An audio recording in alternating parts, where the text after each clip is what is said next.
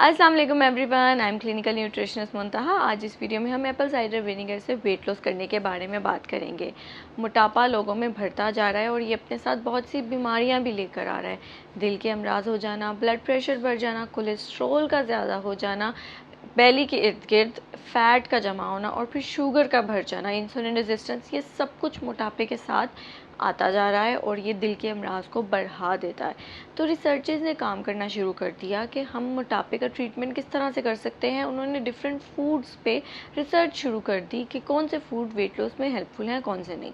तो Apple cider vinegar पे जब रिसर्च की गई तो ये प्रूव हुआ कि ये वेट लॉस में हेल्पफुल है, ये वेट लॉस का ट्रीटमेंट करवा सकता है अगर इसका सही तरह से इस्तेमाल किया जाए। बेसिकली एप्पल साइडर विनेगर में एसिटिक एसिड मौजूद है, मिनरल्स, वाइटामिन्स और अमाइनो एसिड्स मौजूद है, जो कि आपको सिर्फ वेट लॉस नहीं बल्कि आपको ओवरऑल हेल्थ बेनिफिट्स बहुत प्रोवाइड करते हैं। ये anti inflammatory, antioxidant, anti cancer, anti microbial properties रखता है। इसके अलावा एंटी डायबिटिक प्रॉपर्टीज़ भी हैं इसमें। ये ब्लड प्रेशर को कम करने में भी हेल्पफुल साबित हुआ है। फ्री रेडिकल्स की वजह से बॉडी को जो नुकसान पहुंचता है, ऑर्गन्स को जो नुकसान पहुंचता है, ये उसको भी ट्रीट करता है। फ्री रेडिकल्स किस तरह से बनते हैं? जब बॉडी में कोई टॉक्सिन चला जाता है तो वो हमारे सेल को डैमेज कर देता है और फ्री रेडिकल्स बना देता है। वो फ्री रेडिकल्स कैंसर का सबब बन सकते हैं। तो Apple cider vinegar anti oxidant होने की वजह से उन फ्री रेडिकल से हमें बचाता है, उन फ्री रेडिकल्स को ख़त्म करता है। इसके अलावा ये जीआईटी ट्रैक्ट को और डाइजेशन को बहुत अच्छा बनाता है। इसके अंदर एंटी माइक्रोबियल प्रॉपर्टीज़ हैं, जो कि अगर बैक्टीरिया कोई हमारे मैदे में चला भी गया है तो ये उसको किल कर देता है। ये ब्लड शुगर और इंसुलिन लेवल को भी कम करता है।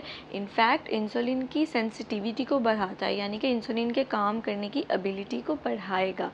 शुगर और पीसीओएस में इंसुलिन रेजिस्टेंस बहुत ज़्यादा कॉमन होती है, जिसकी वजह से उनका वेट गेन हो जाता है और वेट लॉस नहीं हो पा रहा। तो ये उस चीज़ को बहुत अच्छे से ट्रीट करता है, इंसुलिन रेजिस्टेंस पे काम करता है और ये ब्लड शुगर लेवल को एकदम से बढ़ने नहीं देता। तो अगर कोई डायबिटीज़ का पेशेंट है और उसका ब्लड शुगर लेवल बहुत ज़्यादा हो जाता है खाना खाने के बाद, तो वो खाने से पहले इसका इस्तेमाल करके अपने ब्लड शुगर लेवल को नॉर्मल रख सकते हैं।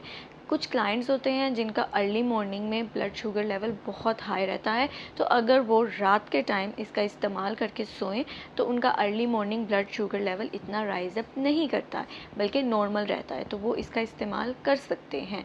इसके साथ अगर किसी का बहुत ज़्यादा मीठा खाने को दिल कर रहा है, कोई डायबिटीज़ का पेशेंट है और उसका बहुत मीठा खाने को दिल कर रहा है, तो वो एप्पल साइडर विनेगर का इस्तेमाल कर लें पहले और उसके बाद कुछ मीठा खा लें, तो उनका ब्लड शुगर लेवल एकदम से राइज अप नहीं करेगा और इस तरह वो मीठा इंजॉय भी कर सकते हैं। तो ये तो थे एप्पल साइडर विनेगर के हेल्थ बेनिफिट्स। अब ये वेट लॉस में किस तरह से हेल्पफुल है, तो इसके डिफरेंट तरीके होते हैं। सबसे पहले तो ये आपके ब्रेन में जाकर हंगर की सेंसेस को कम कर देता है, सप्रेस कर देता है, यानी कि ये आपको भूख कम लगाता है। इसका नोजियाटिक इफेक्ट होता है, जिससे आपको भूख नहीं लगती।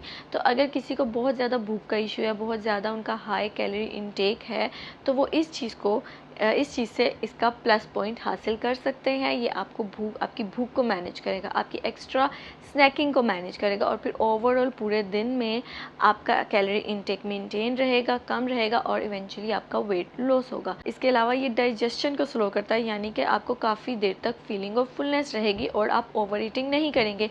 जो बार बार आप किचन में जाते हैं, फ्रिज में जाते हैं, वो उस चीज़ को मैनेज करेगा। आपको काफ़ी देर तक फीलिंग ऑफ फुलनेस रहेगी, क्योंकि ये डाइजेशन के प्रोसेस को स्लो कर देता है। ये फैट बर्निंग एंजाइम्स और जीन्स को भी एक्टिवेट करता है। कुछ लोगों में ये जीन्स इनएक्टिव होते हैं, तो एप्पल साइडर विनेगर उनको एक्टिवेट करके फैट्स को यूटिलाइज करवाएगा एनर्जी के तौर पर। तो इस तरह से भी ये फैट को कम करता है हमारी बॉडी में, यानी कि वेट लॉस करवाएगा, फैट लॉस करवाएगा।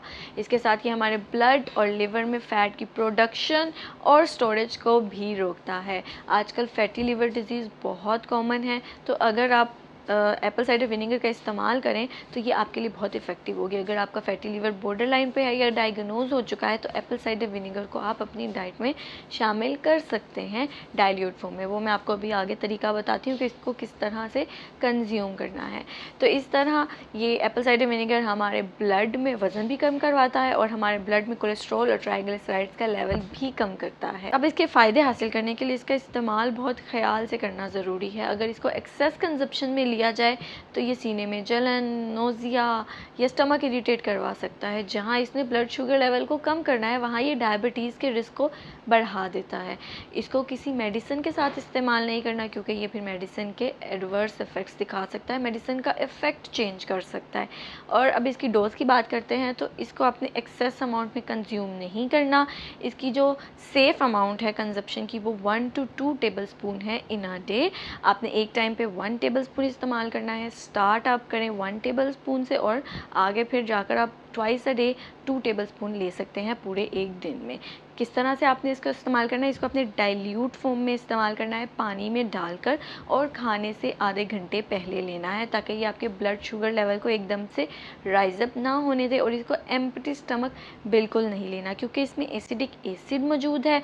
एसिड आप एम्प्टी स्टमक कंज्यूम करेंगे तो वो आपकी स्टमक की लाइनिंग्स को ख़राब कर सकता है, स्टमक की जो दीवार है उसको ख़राब कर सकता है। तो आपने इस चीज़ का ख्याल रखना है कि इसको एम्प्टी स्टमक कंज्यूम ना किया जाए, डाइल्यूट फॉर्म में इसको लें और आहिस्ता आहिस्ता अपनी डोज़ बढ़ाएं। कुछ लोगों को सूट कर जाता है ज़्यादा डोज, कुछ को नहीं करता, क्योंकि हर किसी का स्टमक की कंडीशन डिफरेंट है। कुछ लोगों का स्टमक बहुत सेंसिटिव होता है, वो ज़्यादा नहीं एसिड बर्दाश्त कर सकते।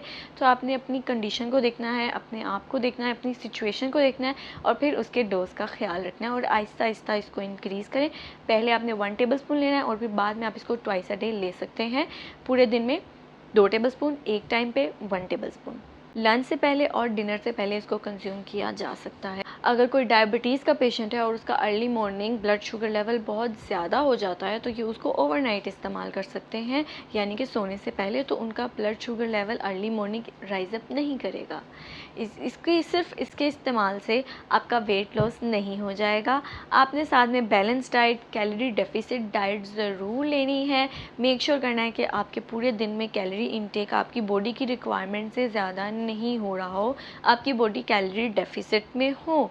300 कैलोरीज डेफिसिट हो या 500 कैलोरी डेफिसिट हो, लेकिन डेफिसिट हो, ताकि आपको इससे मैक्सिमम बेनिफिट्स हासिल हो सके। ये सिर्फ आपको इनकॉर्पोरेट करेगा, हेल्प करेगा आपके ओवरऑल वेट लॉस जर्नी में। लेकिन सिर्फ इसके इस्तेमाल से ये एक्सपेक्ट नहीं करना कि आप एप्पल साइडर विनेगर ले रहे हैं और साथ में जैसी मर्जी डाइट चल रही है, कैलोरीज बहुत ज़्यादा लिए जा रही हैं, जंक फूड इंक्लूड किया जा रहा है तो वेट लॉस हो जाएगा। ऐसा नहीं होगा। एक और ज़रूरी चीज़, जब भी आप इसका इस्तेमाल करें तो स्ट्रो के साथ पिएँ, क्योंकि इसमें एसिड मौजूद है। जब भी ये दांतों के साथ कॉन्टैक्ट में जाएगा तो ये दांतों की इनेमल को, कवरिंग को ख़राब कर सकता है, बैक्टीरिया की प्रोडक्शन को बढ़ा सकता है। तो इसका अपने दांतों के साथ कांटेक्ट कम से कम रखना है और बाद में कुली ज़रूर कर लें और स्ट्रो के साथ इसको इस्तेमाल करें।